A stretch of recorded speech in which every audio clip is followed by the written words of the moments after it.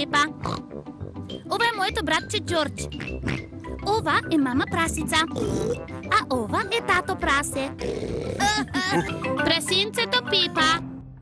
Складиште за поправки на дедо Зајко. Пепа, Джордж и баба Прасе сакаат да го поминат денот на бродот на дедо Прасе. Таму, Пепа и Джордж. Ние сме подготвени за пловење. Ќе го поместам бродот малку поблизу. Внимавај да не удриш во ова дрво, дедо! Тоа е столб за закотвување. Нема да го удрам. Дедо, има голема дупка на твојот брод. Тоа е само гребнатинка. Дедо, бродот ти потонува. Брзо, дедо Прасе, скокни од бродот! Еден капетан никогаш не го напушта својот брод. Бродот на дедо Прасе потона до дното на реката. Доаѓа дедо Куче. Здраво, дедо Прасе! Прекрасен ден за пловење! Да, здраво. Денеска ќе го носам мојот брод до складиштето за поправки. Треба да се поправат неколку грешки. Дали може да го земеш и мојот брод до складиштето, те молам? Се разбира. А каде е твојот брод? Стојам на него.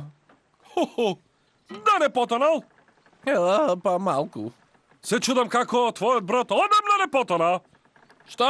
Тоа е многу подобар брод отколку таа твоја рџосана канта. Дедо Куче и дедо Прасе се многу добри пријатели. Фати го ова, капетану! Секако, капетане! Камионот на дедо Куче го крена бродот на дедо Прасе од водата. Следната станица е складиштето. Што е тоа складиште за поправки? Тоа, Пепа, е место каде се поправаат расипани бродови. Ова е складиштето за поправки на дедо Зајко. Мили мои! Дедо Зајко! Кој го направил тоа на твојот брод, дедо Прасе? Некој го однел бродот до столбот за закотвување. Се удри во столбот и се направи голема дупка. Тука.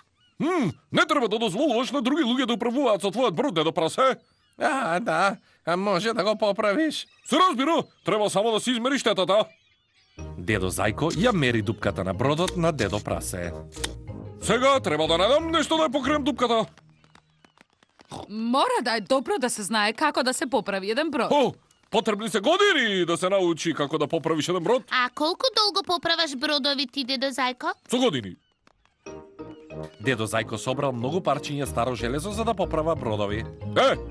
Ова е вистински златен рудник. Но ова е еден куп од падоци. Но може да направиш многу нешта од овој куп од падоци. Например, подморница. Вау! Дедо Зајко направил подморница од отпадоци. А дали таа функционира? Погледнете ова. Се полни со вода. Така да е многу добра кога оди надолу. Но не е толку добра кога треба да се крене. Ова е тоа што го барав. Тоа е машина за перење. Ќе ми послужи да го поправам бродот на дедо Прасе. Сакаш да го поправиш мојот брод со тоа парче од машина за перење?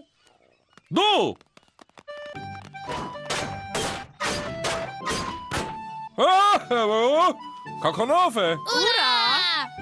Сега ќе тестираме. Подгответе се за испловување. Подготвени!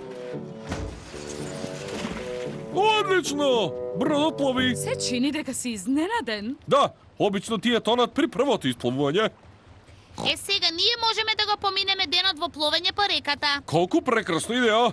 Ова е вистински живот, надвор на брод, само со морето и небото. Знаме на песна за морето. Сакате ли да ја слушнете? Многу е убава. Еве ја сега. Не ти благодариме. Да, те молиме. Станав ова утро. Морето беше се уште тука. И небото исто така.